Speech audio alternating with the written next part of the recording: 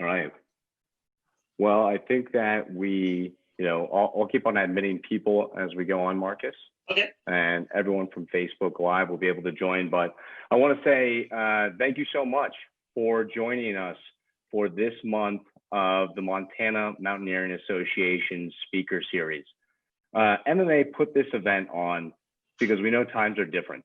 And we know that our community is more extended at times than ever, with ice fests and other community engagements being canceled. We wanted to make sure we provided a way that we could all get back together and we could share stories that are not only valuable, but also pertinent. Tonight's story with Marcus Garcia is a very pertinent story for all of us. It's largely regarding grief, mentorship, how we get through grief, and how we make sure that grief stays grief rather than becoming trauma. In the mountain community that we live in today, in Bozeman, for many of us, we all know that we lost another passionate, avid backcountry individual who died on the Great One. And this story is not rare for a lot of us. And it's not rare in the mountain community. And when you live in that community, it's all the more real. And so, we think today's conversation is very important. Bringing together two great organizations, that are focused on mentorship and focused on helping normalize this conversation. The first being the Climbing Grief Fund that was started by Hannah Taylor and Madeline Sorkin. And really it was to do what was said before, help keep grief and not trauma, and provide online psycho educational resources for grief and stress and trauma. And then the other is the Montana Mountaineering Organization. And what we do at the MMA is really provide an opportunity to mentor youth and those who may be less fortunate to have the tools to be able to get out into the backcountry and out into the alpine. We want to provide them those tools to do that safely, right? We are a 501c3 nonprofit organization that focuses on mountaineering, rock climbing in the backcountry. And all your fundraisers that go to this speaker series that you can find the donations for in the discussion of the event, go to our junior mountaineering team that usually caps their year off in a trip to the Tetons. So we so appreciate your time in joining this month's speaker series. Next month, we will have Ann Gilbert Chase on here from Patagonia. And the following month, we'll have Aaron Mulkey from Gravel.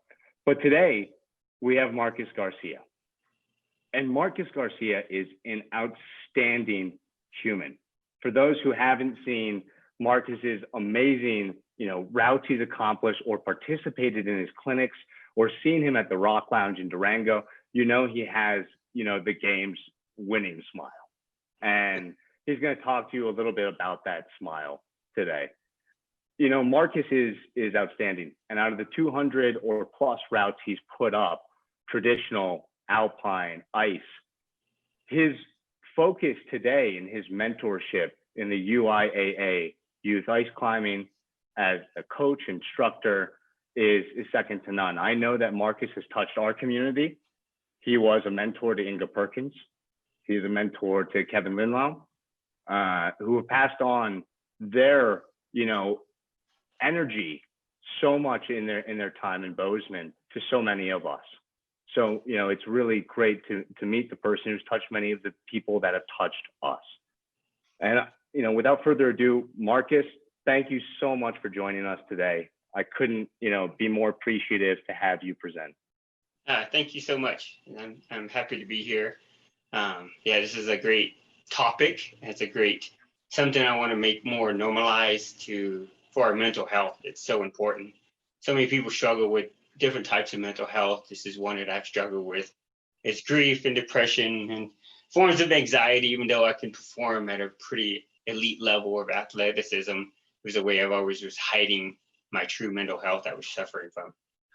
Mm-hmm. So, yeah. And we were talking about this earlier, but, I had the privilege of seeing this presentation for the first time when Marcus and I were both in Quebec at Pont Rouge. And, it was a loud room. And this is a great opportunity for us to kind of all focus in on this conversation. It allows me to revisit what was so important to me in our trip to Canada and what Marcus and I talked so much about and stuck around to this presentation. So Marcus, I'm going to take my video off and let you, share what you put together for us. And then at the end, we'll go to a Q&A session. So anybody on the Zoom, please put your questions in. Anybody on Facebook, please put your Facebook questions in as well. And we'll make sure that we get to those at the end. But thank you for joining. All right, I'll get to, I think my screen sharing is disabled. Okay, this is the era. Exactly. There you go. Try it again. And with the audio on the screen sharing, we'll be good. All right, so optimize. All right, I'm gonna do this. Share and go into my new way of living. Why is this not working? Let's see. There we go. In the beginning, hang with us, guys. Trying to get this out. All right. So, can everybody see this? You're all good, Marcus. All right. So, first, thank you guys for joining in and then spending your evening with me. Hopefully, you guys have a good dinner and maybe some wine or something of your choice of beverage. But I'd like to give special thanks to these guys that really have been supportive of me and allowing me to be who I am. And so, give praise to these guys, show your support, get after and get this stuff in. So tonight's topic tonight is grief. And grief is, I was talking to a really good friend of mine, and I was really struggling with grief and grieving. And when she really explained it to me, grief is deep sorrow, sadness, heartache, pain. Other words like anguish, agony, suffering. These kind of words kind of rise up fear inside of us. And when you hear somebody speak of grief, most people's reaction is to actually kind of turn away from it. We're not quite sure how to have the right words, and that's just it. There is no right words. It's just being present and just listening to them. Grieving is the emotional response to loss. That's what a lot of us are kind of in. Sometimes we get stuck in the grieving process, and it's okay. You just learn how to channel where you're at and give name to that emotion so you can be able to start working your way through it and passing through it. You never really get on with it, but you learn how to move through it. So I want you guys just to take a moment of silence. Today is Veterans Day, and just kind of remember those people that you have lost, and just take a moment and just open up your mind and be able to start listening.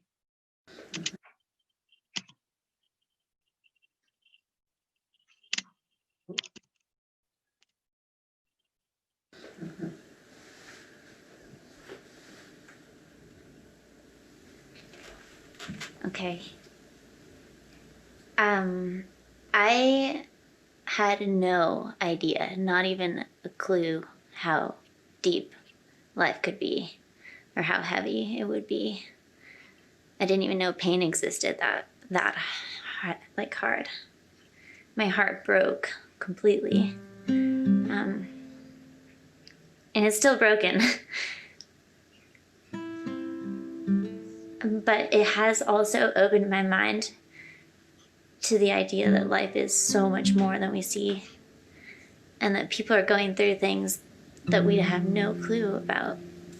Yeah, so I just recently, it's very quick, lost my brother. We lost him 2 months ago, Sunday. And so it's been a bit of a whirlwind in the last couple of months. I lost importance in all the little things in life kind of faded away. I didn't experience stress for a year. And that's something I'm realizing now after over a year. It's been a year and a half. Is that as those little unimportant things come back, I feel like the process of grief made me the best version of myself that I didn't even know existed. And I kind of oddly like myself better when I'm in that headspace, because I just don't care. But at the same time, the sadness is so heavy that there's a reason why I don't care about other things. I mean, I think it's useful for climbers to engage with grief in a healthier way. I don't know the best way to say that really, but I think it's useful for climbers to talk about their feelings more, which is ironic coming from me. But, I just think that there's a real place for that. And it's interesting because climbers talk about risk-taking so much, and from a more cavalier standpoint, they never really talk about the consequences of taking those risks. It's hard to say, like, you're the one who has been through it so much that you're familiar with it and you can talk about it and you can kind of help navigate it. I mean, I hope I never get used to it, for sure. I mean, I think that it's gross that it's gotten easier for me specifically. And I know it has for members of my community. Over the last 10 years, I've lost over 12 people probably. It's a terrible place to be. I used to plant a tree for every person that I knew close to me that passed away, and I had to stop doing it because there's just too much. But right now, I think that the whole grief conversation gets set aside, and then you just focus on the climbing, and I think that they should be slightly more integrated. All the actual grieving gets done totally privately, separately, is not talked about, and nobody necessarily knows about. I mean, I think there's a real space for that to be more known. Because at the end of the day, this is our choice. We're choosing. I chose to be a climber. Yeah, with the acceptance, allows the conversations to start, the hard conversations to start. And that's kind of the funny thing about grief is nobody does it right. There's no handbook. There's no right or wrong way. You can't, there's nothing. It's just kind of a learning process. Hopefully I know for somebody about it next time and I can help them. It's gonna be a bit of just gonna work through it.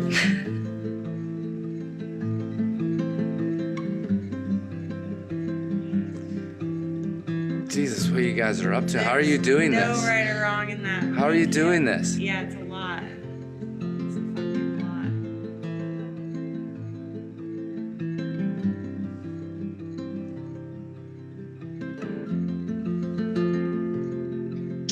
So yeah, the Climbing Grief Fund. It's a big hug to Madeline Storkin and the crew for coming up with this and really putting this together for us.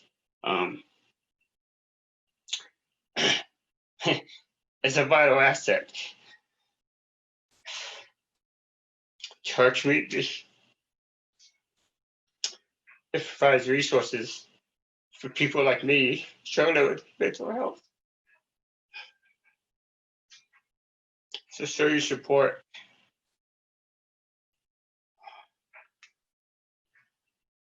Yeah, you got it, man. So, as you can tell, I've struggled with grief for many years. I began to lose my identity. I really didn't recognize it until I got a phone call one May that my dad wasn't going to make it through the day. So I got on a flight first thing that morning, flew down there, went right to the hospital, and this is what I walked into. Is my brother holding my dad, who's in a coma, induced coma. And I didn't even have ability to show emotions. I was emotionally unavailable. And that's when I kind of started recognizing the only way I could express what I was feeling was to capture this picture. And that's when I really realized that I have a problem and I need to figure out what it was, but I just didn't know how to name it. That was my biggest struggle. And then 5 months later, I'm on a flight. I'm getting ready to go on a flight to DC to do a mentoring talk. And I talked to my mom that morning. And 6 hours later, when I land, my mom is dead. She had passed away. And luckily, I had that moment in passing from plane to plane to just talk to her briefly. And then she had passed away. So it's hard that I was at this presentation in DC in front of people, strangers. And the first 15 minutes of the presentation was about my mom being my mentor. And I didn't even have the ability to even show emotions. I didn't even recognizing what had happened. So I was just kind of lost deep inside of myself. And I really just started going down and going deeper and deeper into a darker place. and really started pushing people away that really loved me and wasn't able to be there for them. I had wrote this to myself about a year ago when we started traveling and showing the Mentor film, which you guys are going to see here later. And I wrote this to myself in my journal. It says, "Let my emotions report to me rather than rule me." And I really didn't quite understand that, but I understand that my emotions were controlling me. And I had to really just process through each emotion and understand it. But I didn't have that vocabulary, that emotional vocabulary. So I started really digging down deep and taking care of that weakness I had of emotions. And started really processing, getting it through me, and learning what vulnerability was all about. Vulnerability, being exposed to the possibility of being attacked or harmed physically or emotionally. I began doing a lot of work on myself. And first, I really had to actually say that word, vulnerability. As you know, you can probably tell I have kind of a speech impediment. And that's something I struggled with all through school. I was always kind of made fun of my speech and that kind of stuff. And kind of maybe I became more introverted with that. But now I totally accept it. And I can joke and make fun of it. And when I started really understanding vulnerability, I actually struggled saying the word itself. So I had to really process and understand the word. And then I really had to understand the meaning. And I recognized that I had physical vulnerability, but what I was lacking was learning how to be okay with imperfection. This is something that I really struggled with. And I started reading Brene Brown's books and listening to her and understanding what it really meant to be okay with imperfection. And I had the physical vulnerability down to a T. The emotional vulnerability, I was able to compartmentalize and block it out when I was doing things like this. You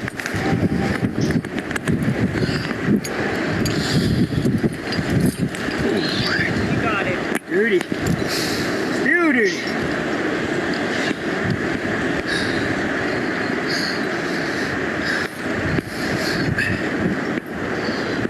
Me, this was comfortable. Run out when it's back.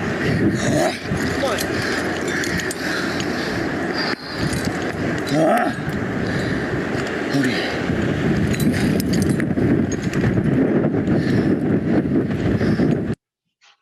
So I used to associate with vulnerability with emotional weakness. Not being perfect, I'd rather battle those emotional gremlins in my head that erected self-doubt, loneliness, beliefs of not trusting anybody. I kept people I loved at distance. I feared judgment, a lost ability to connect with me. I wrote this quote to myself, or I wrote this in a journal I had in high school in my senior year in a physics class. Learn to live with fear, not in fear. Only then can you truly appreciate the adventures. And I really never understood that.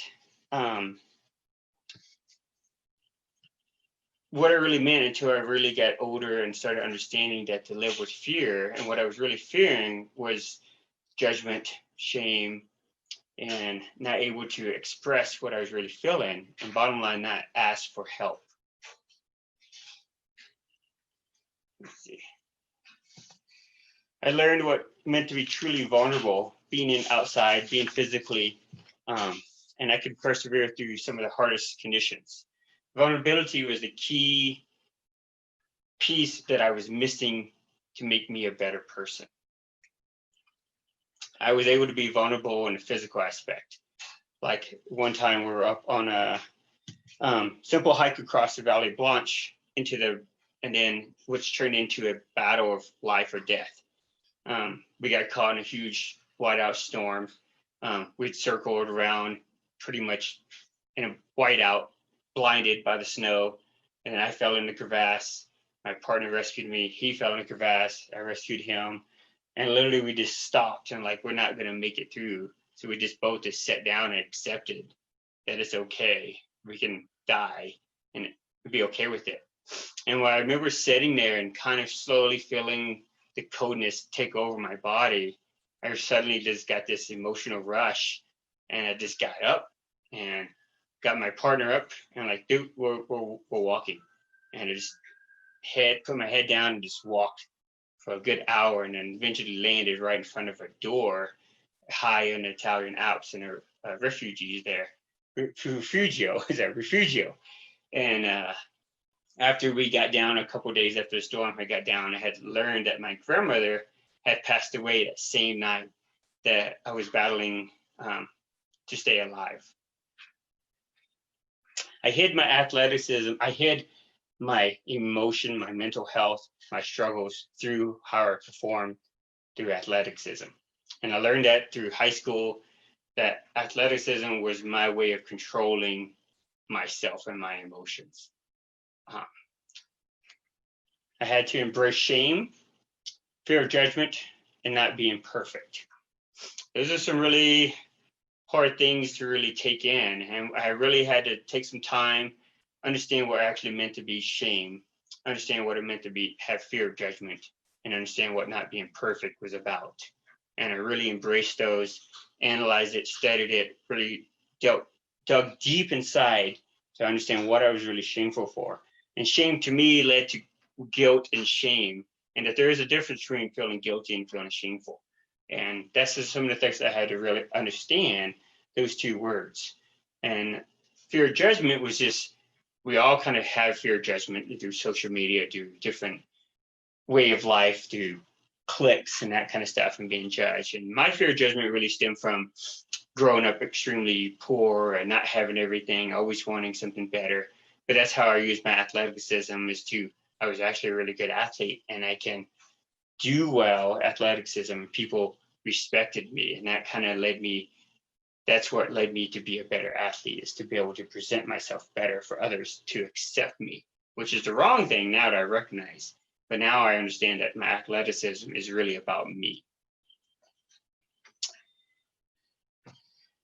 So over the years, I had to really understand that vulnerability is actually a strength.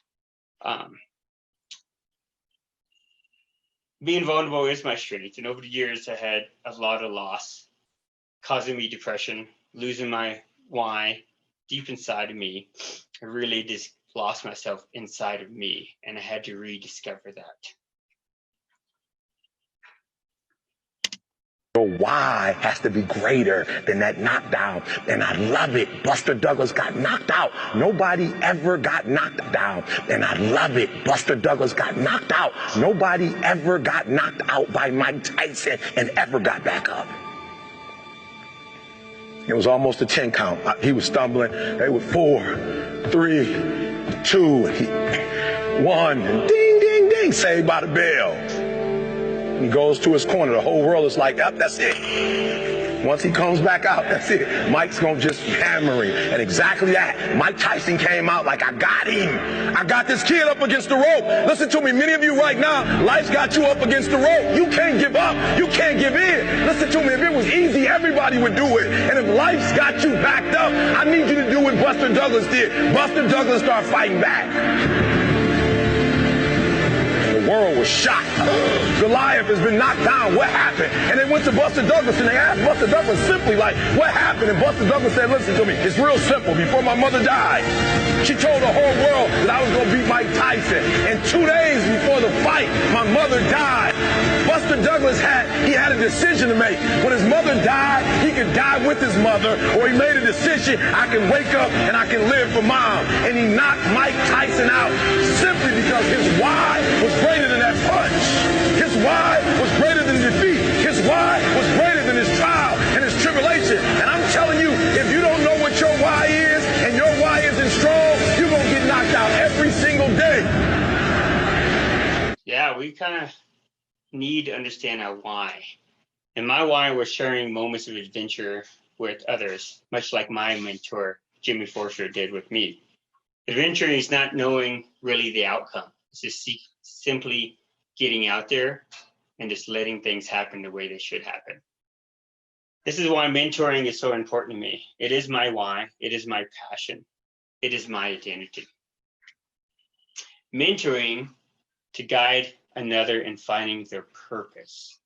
And that's the true meaning for me of what mentoring is. It's not so much working with the kids or working with certain people in climbing, but it's just actually showing them where their true potential is, whether they end up wanting to climb, become more passionate climbers, become a passionate photographer, maybe even carpentry work. That's kind of what I do from time to time to supplement my income. You know, it's just showing them where their ability is. This is why mentoring is so important.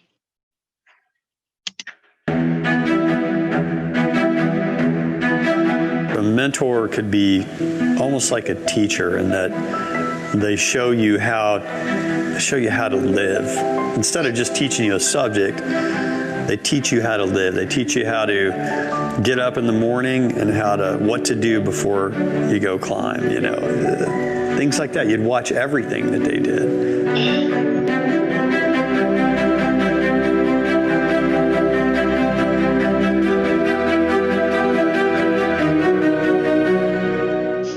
Yeah, so many of us are searching for our identity.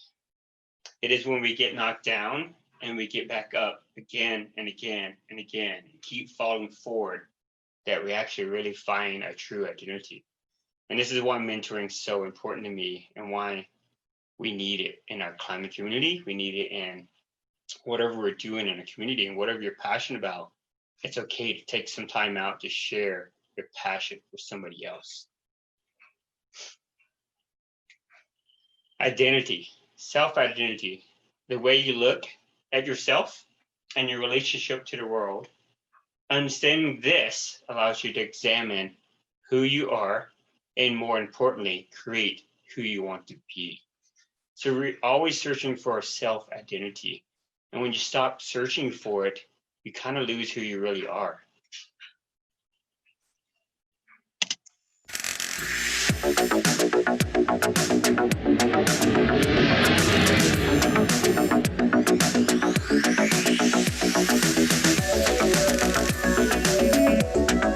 going to share this of Rita and us doing a first ascent that I put up together, and she took a big fall in it, and I got a lot of critical in the way, really took it personally. It took me a while to finish the project, but I did the best I can. She knew that I did. Where's the pro? This is what being a mentor is about. Being there. You hold their hands for everything and show them where they're capable of.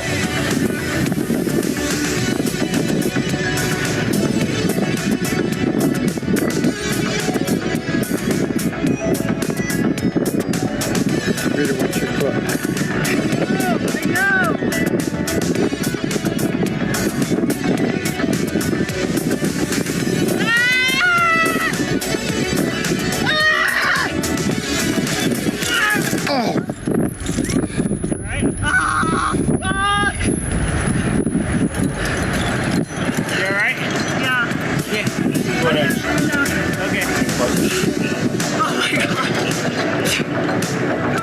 Believing that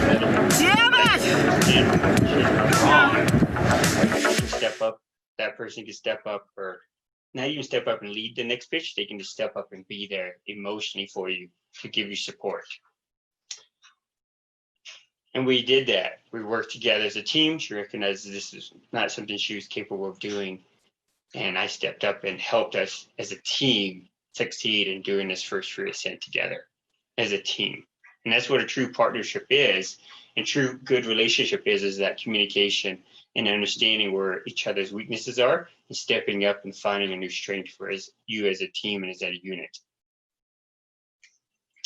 Over the years, I've really started working with youth programs and started developing like USA Climbing, Team Durango, some climbing teams, and working with kids and showing them what they're capable of as a mentor. Most of you guys know the first name, Hayden Kennedy. Some of you guys, maybe, hopefully you guys in Bozeman, Montana, know Inga Perkins. I knew her personally. She lived here in Durango studying math. Miss Chad, who actually knew as well, do math and that kind of stuff. And she worked for me at the climbing gym, and she came to me and asked me for a job, and I gave her a job as a climbing coach and a setter. And we really became good friends and started setting and doing things together. And this is a young girl named Georgia Witchell, not young anymore, but in this time she was. And this is part of the mentorship, is that she wanted to go do she wanted to go do a desert tower. So we went together with another friend of mine, Heather Mobley, and we went and did this tower. And we came across this in the sign-in, and it really impacted Georgia, because Georgia knew Inga because she was her coach at a young age of like 8, 9. And so it made her really impact. And it's interesting how we have these people that come in our lives and impact us, and then they can go away, but still they're always a part of us. They're integrated into who we are as a person. So I started USA Youth Ice Climbing Team a couple of years ago, and then I developed a program to help, a training program to get these kids. You can see we got quite a few kids. I got some kids interested, psyched on doing this crazy sport of UA Youth Ice Climbing, and developed a program, got them dialed. And our first year in competition, we placed 3rd in the world. Then our second year, we placed 4th. Then our 3rd year, we actually placed 2nd. And then since then, a lot of these kids have continued to be passionate about the sport, passionate about climbing, pursuing other aspects in their life. But they definitely reach back out to me and tell me how valuable this time in their life was, and thank me for being there to support them, show them what they're really capable of. And this is kind of what some of the training stuff they do, who these kids are. We did some crazy adventures. We'd go, maybe sometimes one time we got the van stuck in Italy multiple times, not one time, multiple times. But we always share these great adventures. And that's what adventure was, is you just never know the true outcome. It's just being there and being present. So I just want to share kind of like what it's like hanging out with these kids.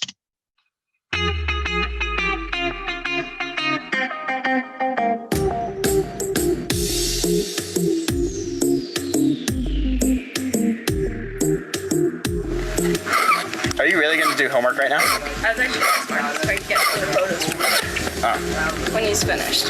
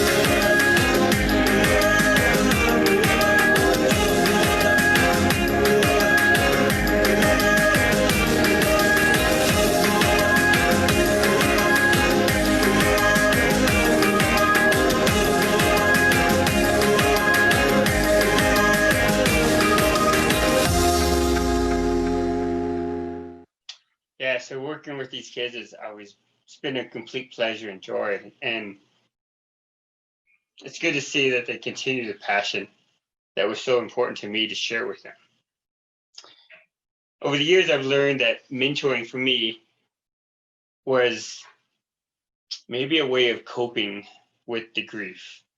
And I questioned that, and recently reached out to a good friend and asked, and and we kind of realized, like, yeah, mentoring for me was kind of a coping skill, but it's a good coping skill. But it's something that I'm still really passionate about and sharing that adventure with. One of the things I really like doing is getting out and sharing adventures with friends and great climbing locations. And I'm going to show you a quick video of where we actually started coming up with the mentor film idea. And I took a group out from Osprey and went out and climbed this desert tower, and I was there showing these guys what I'm really passionate about, and that's sharing adventures with friends.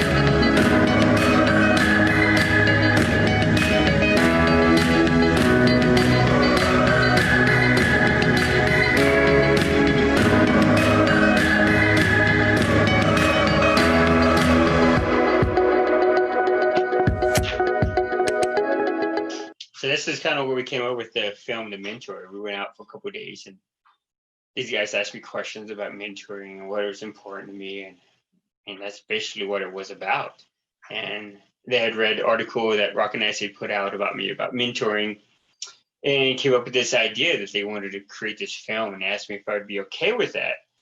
And at first, I was really hesitant. I was fearful because I was still not sure how to express what I was really feeling, and to be able to share that and to know that other people are going to see me being emotionally vulnerable.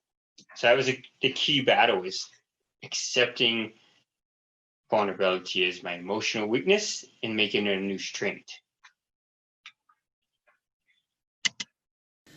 I think right after he had passed away, I kind of went into like a dark place, and like I didn't want to climb anymore because I felt like what's the point? So I think that was the biggest thing, is just letting go and understanding that it's not you're not in control of those kind of situations. So, yeah. So when we started working on the film, I really actually fell back into a really dark place. And then it wasn't until I started, when we shot some of the stuff for the Grief Fund project, and mostly that one, I really understood, when I was actually in the room talking to Madeline, it kind of dawned on me like, oh man, I actually have a story to share with people, and I'm really excited about this film and wanted to really dig deep into it. But I was still in this place that this is what, how living with grief was for me. I struggled to have answers to my emotions because I lacked the vocabulary to name what I was feeling. Mentally, I was drained. Emotionally, I was drained. I felt dead, but physically, I could smile. And that's kind of how I was just hiding some of my emotions, and these gremlins in my head was just put a smile on, because that's what people want to see. Because I was afraid and fear judgment. If I shared what I was really feeling and asked for help, I'd be looked as a weaker person. Going climbing and being with people who understand where you're at. And I think programs would be pretty valuable to be more known, because I think if our climbing industry and climbing grief program, it's not really known. There's other, grief counseling and all that kind of stuff, but having a space or a place that people are have similar situations, even though they could all be totally different, but it all comes down to understanding how to process through things. Because grief it's a process. You have to understand what it is that you're actually grieving about. I think that's the biggest benefit, or not benefit, but biggest challenge, is to understand, why are you grieving? Like, what is actually the cause of it? And that was just it. When I understood and was able to identify the emotions and give it a name, therefore simply able to start processing what it was I was actually grieving. And just started just really dug deep and journaled a lot. Sometimes just one word and I would come back. And it's kind of frantic. I get up at 4 a.m. sometimes, just write journals, sometimes 6 a.m. That's how my head was just going constantly. I was just really struggling and naming what it was that I was really fighting and battling and grieving, and had clarity. And then once I started getting more clarity, then I was able to start being more open and vocal with my communication. And therefore, I would always take some steps back. And it's okay. It's part of the process, is that it's not always just a 5-step process. It's like you go 2 steps and maybe 3 steps back. And you just got to constantly kind of go back, identify. For me, it was identifying, give it a name, understand what that actually vocabulary of that emotionally really meant, and divulging it into and integrating it into who I was, and making it part of who I am, but actually understanding it and not letting my emotions rule me. Being outside was the best therapy for me, and being outside with good friends. And the best remedy for those who are afraid, lonely, or unhappy is to go outside. Somewhere they can be quiet, alone with the heavens, nature, and God. Because only then does one feel that all is it should be, and that God wishes to see people happy. Amidst the simple beauties of nature, I firmly believe that nature brings solace in all troubles. And I read this quote a couple years ago, and when I recognized the name Anne Frank's, that was just pretty powerful, because here's a person that sat in a room longing to be outside, to have true happiness. So that's what made this quote really powerful for me, is that where it came from, where it stemmed from. And that's what I really had to work on, is where is my grief stemming from? So I kind of like opened myself up, all these different layers, like peeling back an onion, digging down deep to the center, and understanding what it was that was causing me grief, and then giving it a name, identifying it, letting it go, to be able to move through the grief. He didn't show up the next day to back to camp. So I happened to be in Dallas, and I got a phone call. We took a 300-foot fall off a 4th class ridge. Yeah, I just left in the clothes I was in and went down there and found him. You know, and that's kind of what your climbing partner is. It's a bond. It's like, it's unbreakable, pretty much. You know, it's something you promise each other. And it goes back to, we spent 13 days on the Shield, and we were only supposed to be on there for 5 days back in '97, and we got caught in a huge storm. And we're up 4 pitches from the top, caught in a big storm. And, you know, after the storm, that we kind of promised each other, no matter what, we always make sure we bring each other home. So I kept that promise to him, got him back for the funeral so his mom could be with him. So, yeah, so it was a promise I made. Yeah, so that's kind of how the mentor really came about, is that promise and that climbing bond that you have. And when I first started watching this film and showing him presented it, I would just completely break down. And I was kind of ashamed of it, but now I'm really embracing it. And it's a strength of mine, and I'm okay to cry. It actually feels really freaking good. And to share that and allow other people to see that, hey, it is okay, and it's okay. That's just part of the process, is letting those emotions kind of flow through, but not own you. And that's really the key thing that I think we should take away. And that's why when people can get the resources that the Climbing Grief Friend Project does, or a therapist that really is good at grieving and understanding where you are individually in it, and given space for you to communicate with it, having those close friends that just are there and can just listen without giving advice unless you ask for it. Just be present with you. That's the most important thing that we need to be, and understand that it's normalized to normalize that grieving is part of our mental health, and we need to have space for it.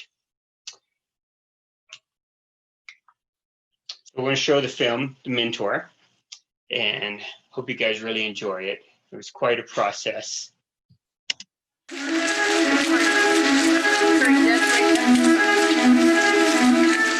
That was when we climbed the Shield, and that would have been my 5th or 6th LCAP route at the time. We started up in an ethics style, like we wanted to do the first clean ascent of the route. So we were trying to do the first ones that use no pens and no hammer and that kind of stuff. So we were just going for it.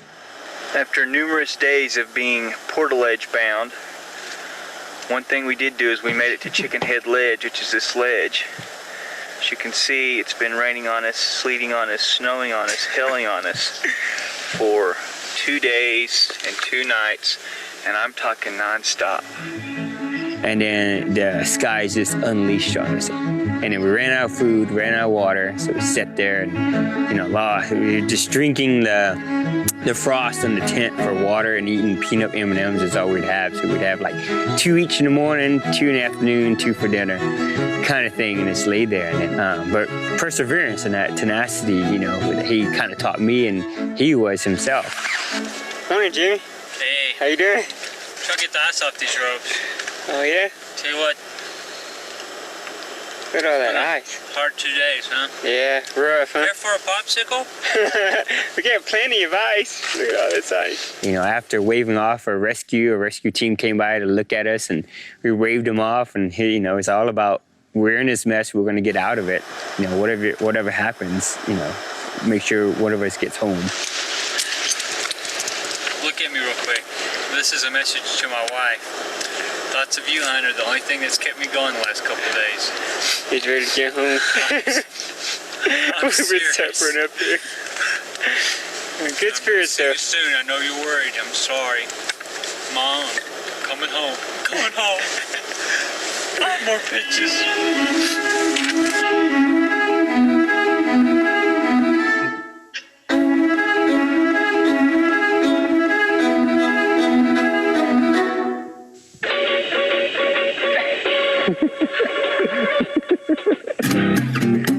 Kind of loony in the morning.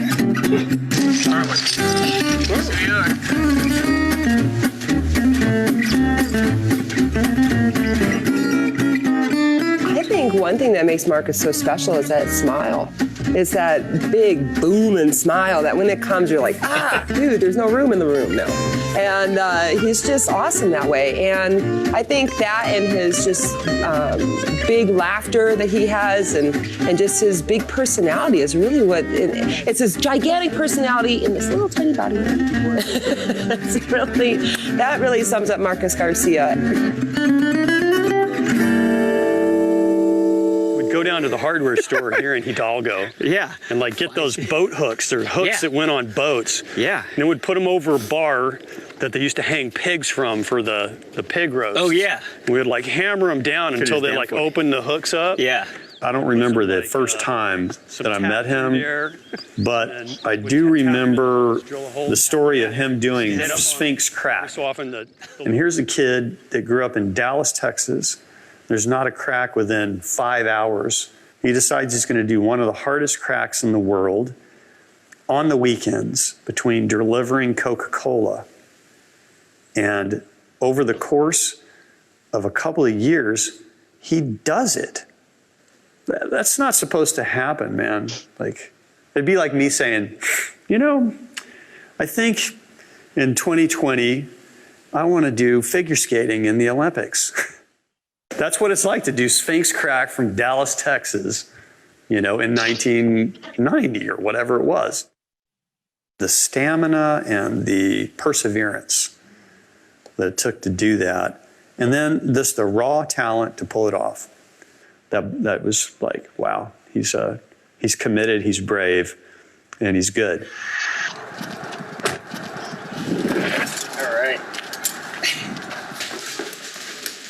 trying to do fast before I forget. A mentor could be almost like a teacher in that they show you how to live. Instead of just teaching you a subject, they teach you how to live. They teach you how to get up in the morning and what to do before you go climb, things like that. You'd watch everything that they did. And so this picture is a shot, one of the last shots I shot of Jimmy literally a month before he passed away. And he brought these peanut M&Ms as a joke. I mean, Jimmy was in many ways a father figure for Marcus. And so when he told Marcus, this is the way that we do it, we take a fall, we lower to the ground, we untie, we pull the rope, then not only was it a code for climbing, it was a code for how to live, that Marcus was maybe looking for. He understood, this is a pure way, this is the right way, and this is a way that I can respect, and it feels right. This is our code. This is how we do it. Good job. Goodbye, homie. Gotcha. Good job. Lots of desperation. Way to go.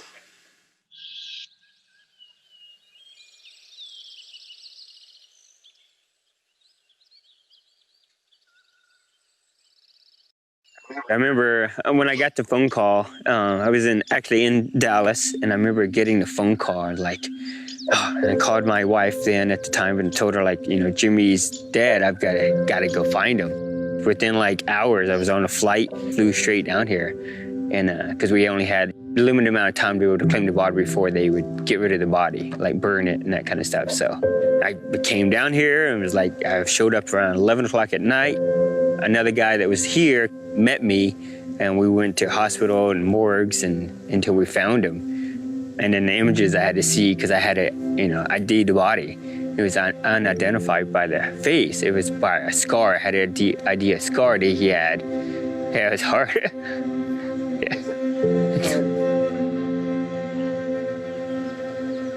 The other day when we did the climb that Jimmy died on, the scariest ride in the park, that thing. But I knew it was going to be emotional for Marcus. I knew that he was going to really feel it deeply, just like he does everything.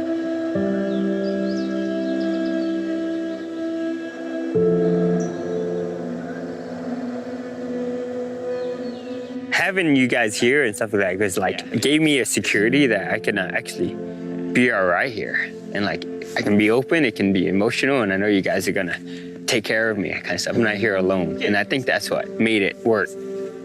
That's the only reason why I could do it. It's probably because I had the support I needed from great people. So, and then being able to climb, and I kind of stopped at where we stopped is where he'd fell from that section on that face and fell down.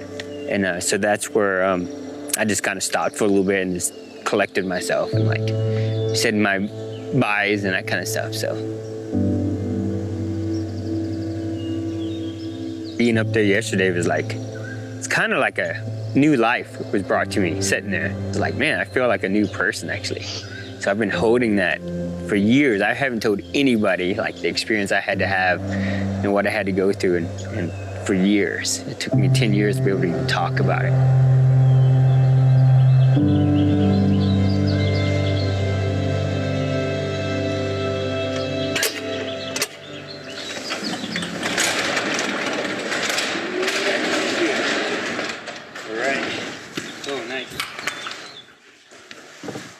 To me, and why I think his story is important, is he's the most positive person I've ever met. He is the most selfless person I've ever met. He does nothing but give all of his energy to the kids, to the gym in Durango, and building that gym for the kids. It just happens to be a bonus that it's open to the public, but really, he's building that to have this community space. It's a safe place for these kids to come and be healthy.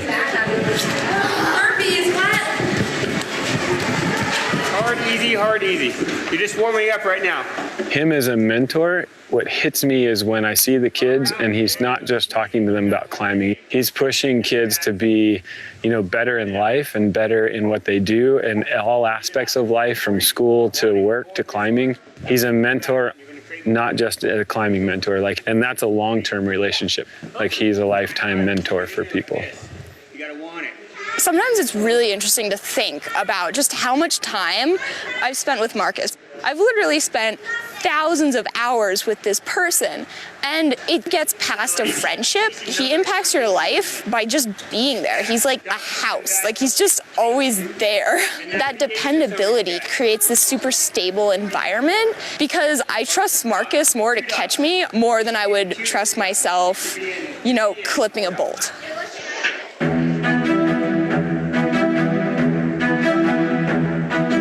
The passion that they have is kind of what really drives me. It's more the passion. I don't really care what they do in comps. I really care about how they see their lives, you know, in the future. Oh, this is kind of how I felt when I would go with Jimmy, and like really, like it was pretty empowering. You know, like, oh man, I've got a special gift that I can give to these kids. So I'm gonna do everything I can to make sure all these kids I work with learns what passion of climbing is about.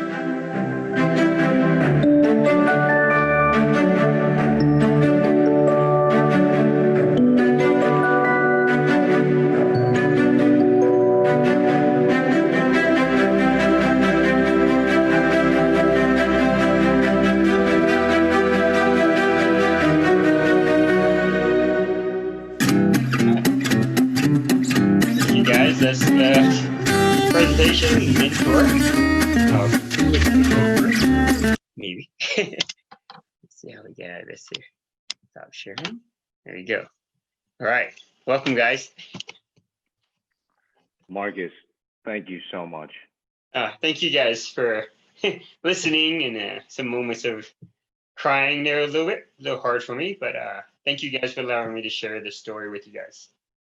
For anyone who hadn't seen the mentor before, you know, you may have not known to pack these with you. This is an important tool for this presentation, but I mean, this conversation is it's always ripe, right? It seems like we always are losing another person in our community. And I, you know, what you said about Madeline Sorkin and what the Climbing Grief Fund is doing is not only, you know, essential, but this kind of conversation, us coming together to talk about grief, is essential to that normalizing process you were talking about.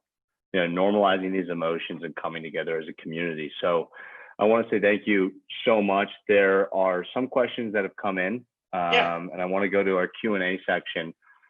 We have some questions that have been submitted by our junior mountaineering team and some of the board members at MMA.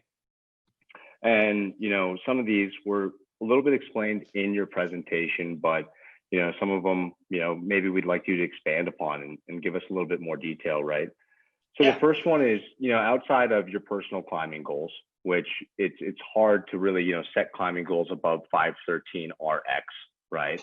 But outside of your personal climbing goals, you know, tell us a little bit about your mentees and the footprint you hope to leave with them, because, you know, people who don't know some of Marcus's mentees in town, right? Kevin Linlau is really forging the way of bringing dry tooling to Bozeman, and has a number of people that are working with him. And that's because of what he learned with Marcus. And Marcus has many others who he just set an amazing competition in Boulder with the ice coop and still works on today.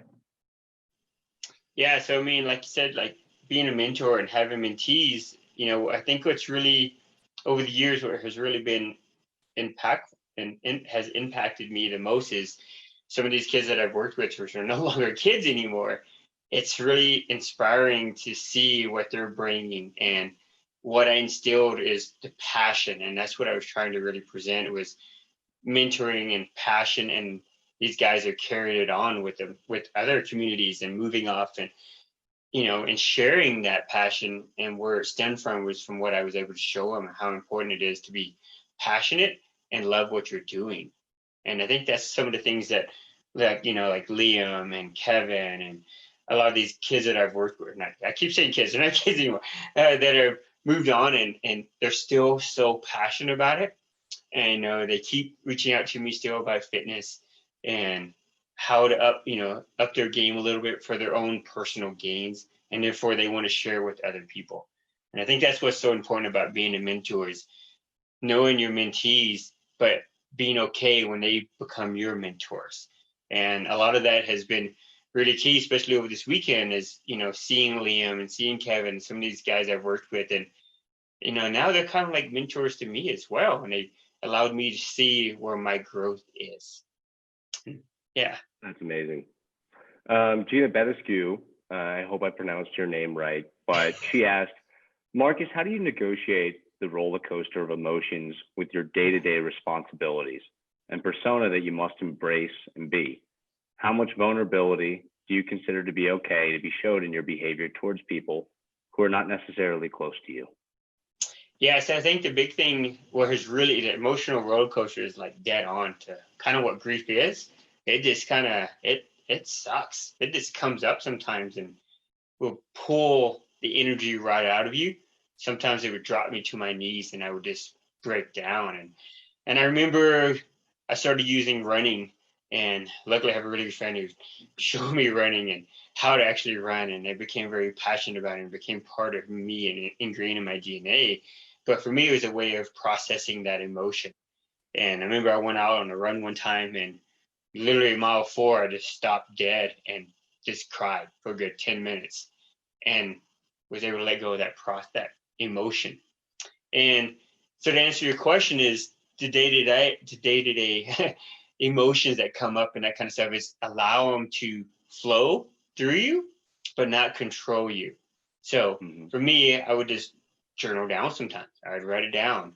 And over time, I started understanding the emotions, and therefore I became more open and be able to communicate what I'm feeling, and kind of just a little bit at a time. It takes small steps and open up to somebody like, hey, this is kind of what I'm feeling.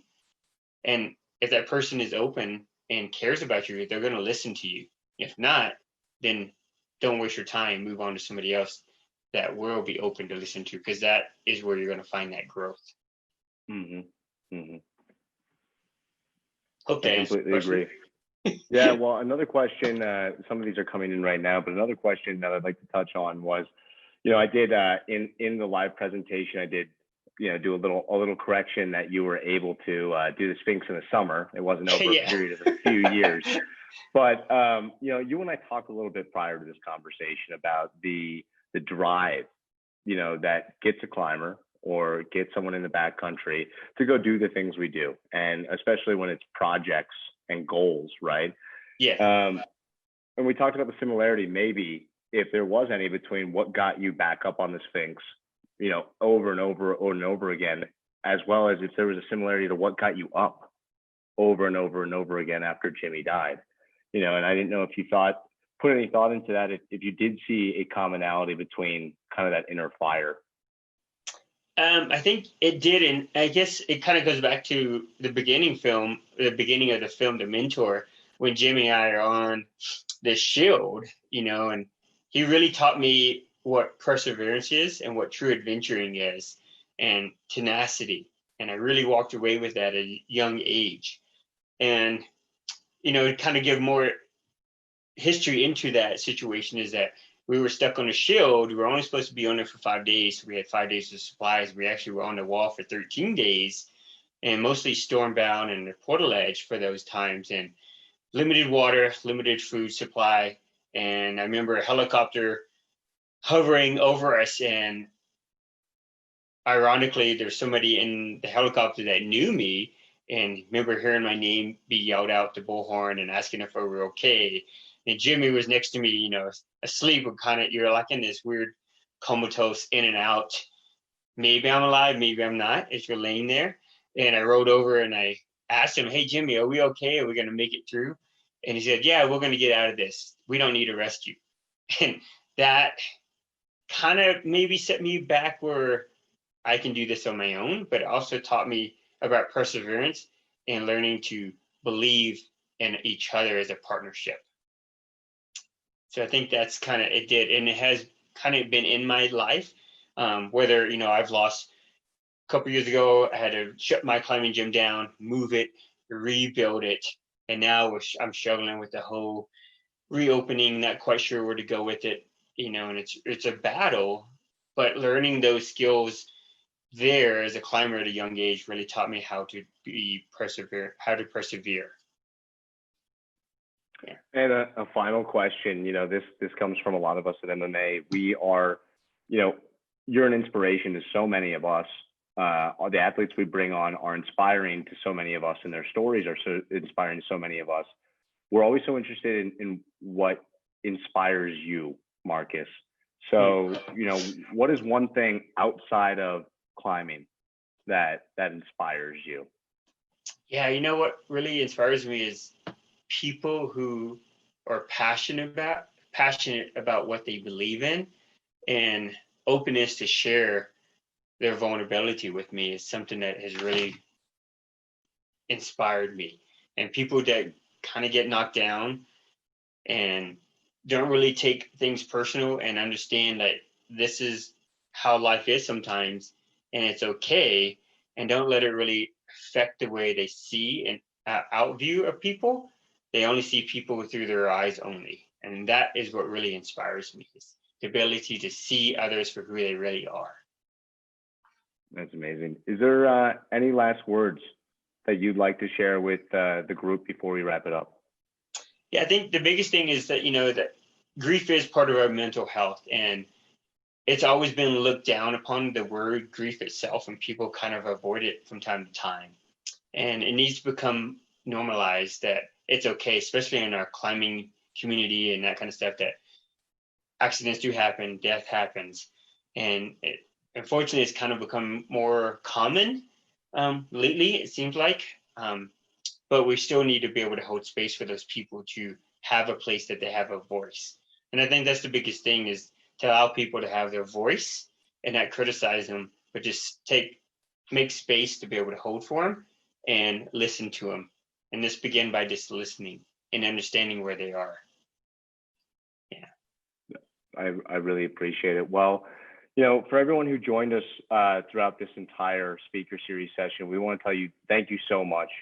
This is a conversation that, we've said not only do we believe is essential, but is, extremely pertinent in our mountain community, right? Between providing resources to those who are going through grief and making sure grief doesn't turn into trauma, and also providing mentorship for those who want to go into the Alpine safely.